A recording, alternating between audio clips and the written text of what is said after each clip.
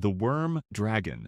The worm was conceived as a great serpent stretched across the earth, a colossal body without wings, legs, or flame, but endowed with a suffocating power that could coil about castles or slither silently through the countryside.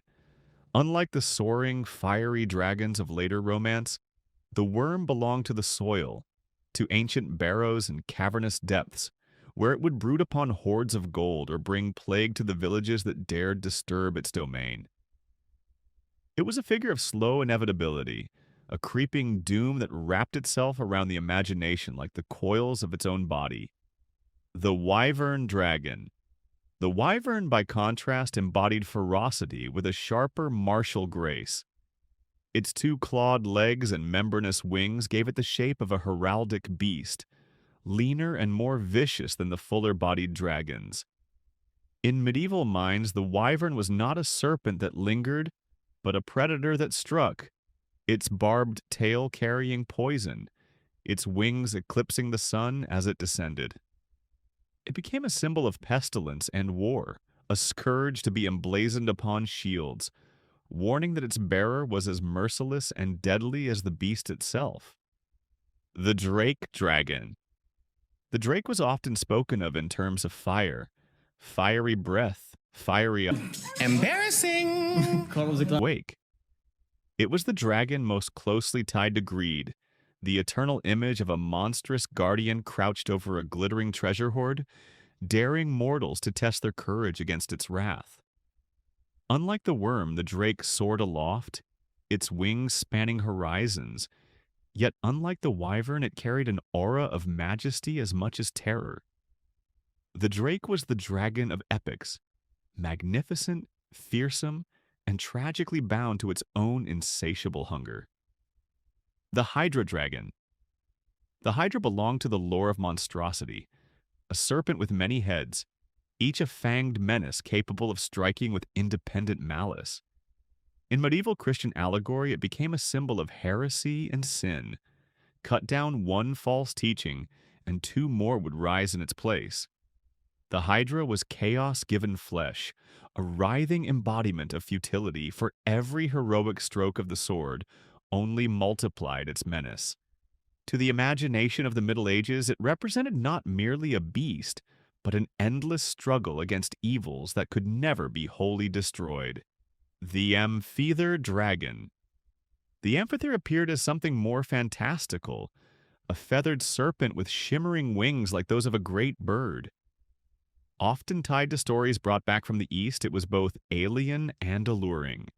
Neither holy dragon nor bird, yet a blending of both. Unlike the brute terror of other dragons, the amphithere carried a more exotic mystique. A creature of dazzling form whose jeweled scales and serpentine grace made it as much a wonder as a threat. The cockatrice dragon.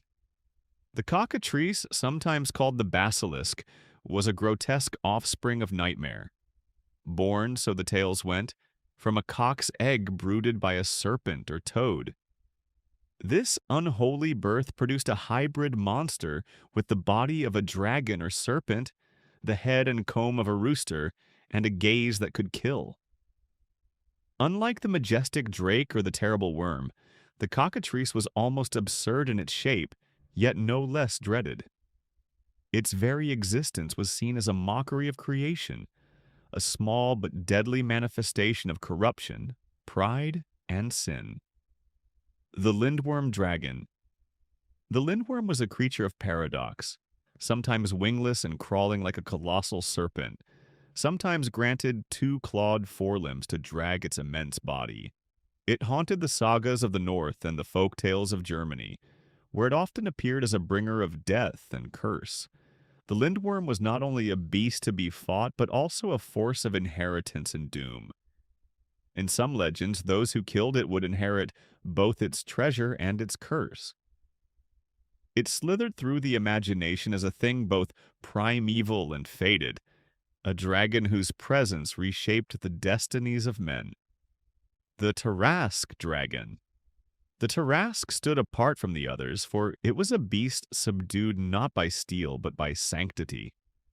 In the Provençal legend, it was a horror of hybrid form, part lion, part dragon, part scorpion, armored in a shell like that of a tortoise.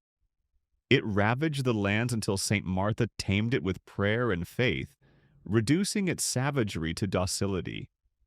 The terrasque thus became not merely a monster, but a parable, that the ferocities of the pagan and the monstrous could be mastered not through violence alone, but through the light of Christian grace. Thank you very much for watching this video. If you learned something new, make sure to let me know in the comments. Also, leave a like.